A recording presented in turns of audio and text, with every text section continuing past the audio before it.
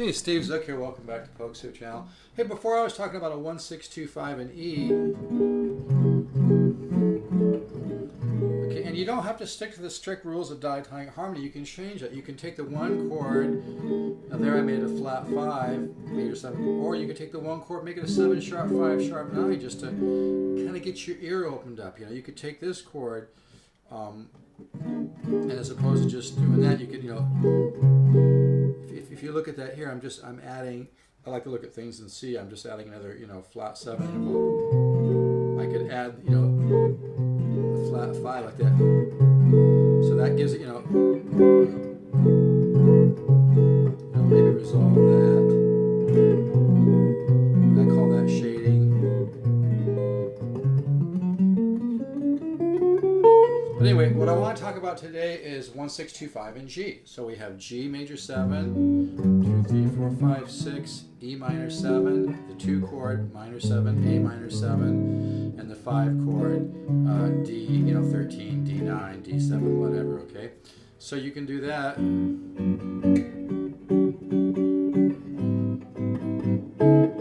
Now we'll go sub, come down half steps. So there, all I'm doing is, as opposed to going to the 1, 2, 3, 4, 5, the 6 chord, which is the E minor 7, I'm going up the flat 5 of that 6. 1, 2, 3, 4, 5, which is B flat. So as opposed to going 1, 6, I go 1, flat 5 of 6, and come down chromatically with that 13. And at that point, I kind of like to, I kind of think of this little contrary motion thing. But anyway, that's one thing you can do. Also, as opposed to going to the 2 chord, the flat 5 of 2 in G, go up here, 1, 2, 3, 4, 5 would be E flat. So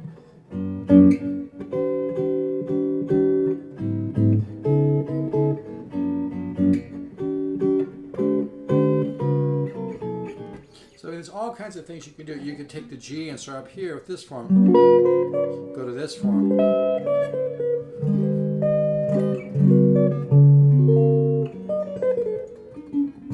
You know, it's all about experimentation. Here I'm just using, you know, this major 7 form. I'm just going to this form, which if you look at that in C, has a flat 7, the 3, it has a flat 13, has the flat 7, so it's in the dominant family, okay? But it's got a sharp 9, so you get a little bit of color there, right? It's a great chord.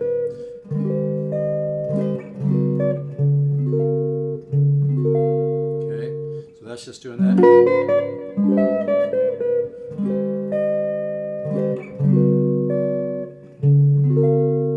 Okay, so I'm just doing the major 7, doing this E7 with a sharp 9 and a flat 13, going to a E flat 13 down to a D dominant 7, or actually dominant 13, and then adding the sharp 5, sharp 9, okay?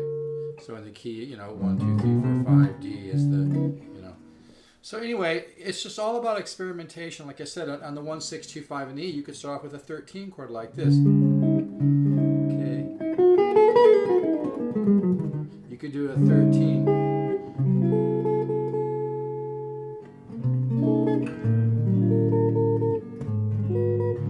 It's all really about improvising on your instrument. When you begin to do chordal improv,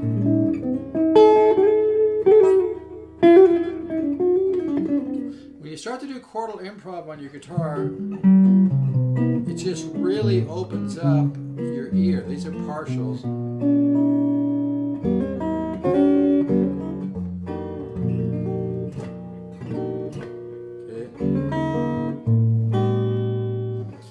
So there's just all kinds of things. Partials are cool because you're just hitting 3 notes. You know, you're not hitting the whole, you know, 4 notes. So it has a nice clean, you know, tone.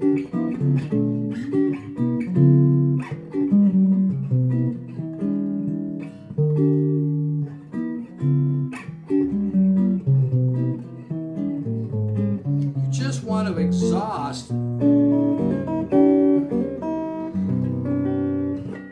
You want to exhaust the possibilities of contra motion.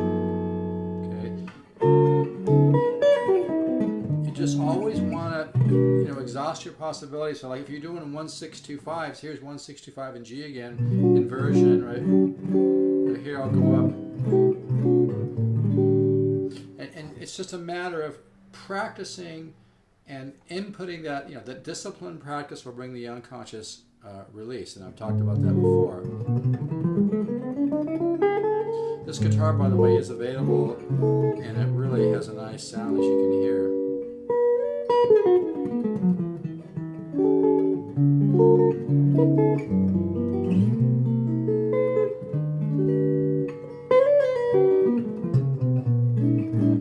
That's what the Guitar Ladder program is about. I've got tons of stuff like this. So it's just like, you know,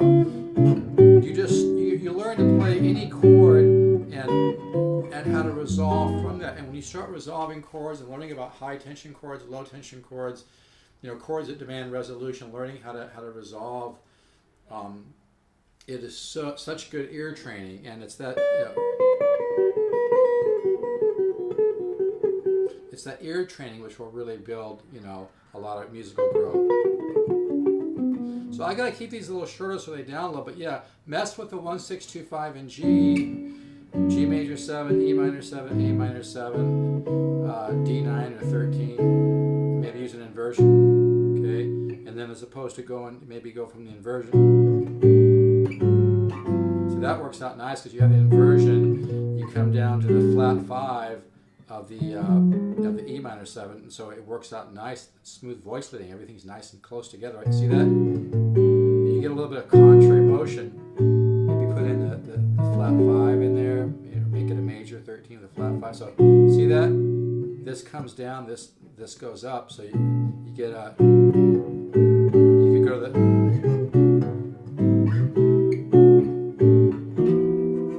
So that works out real nice. You know, if you're doing this inversion of the major 7, then you go to the flat 5 sub of the 6, minor 7, another flat 5 sub of the 5, right? Right.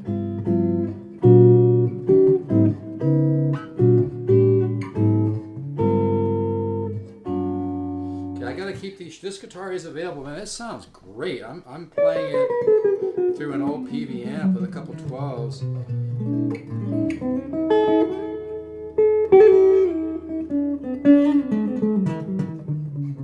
It really has a nice sound, and it's near mint. And if you look inside the sound hole, you probably can't see it, but there's a little bit of flame. You can't see it because of the dark paint.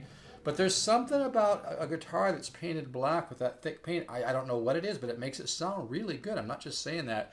I think it has something to do with maybe cutting down on resonances, kind of like great stereo speakers. You don't want cabinets, you know, resonating, and they try to, you know, make the cabinet more rigid and brace it so it doesn't resonate and stuff. But this guitar just really has a nice tone.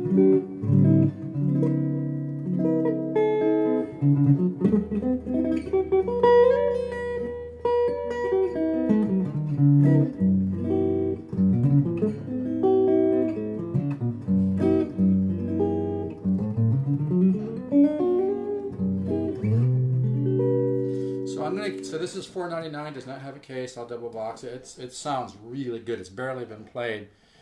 Something just told me to buy it. It's fine. I just get intuitive vibes sometimes to buy things that are rolling around out there in the mass universe of guitars for sale. But this one really does have. It's a JZ one. It really has a sound. I love it. I wouldn't even mind keeping it. But what usually happens, I fall in love with the guitar, then somebody wants it. Universe is trying to teach me about non-attachment, you know. But I guess the joke there is that Buddha was not a guitar player. All right, take care.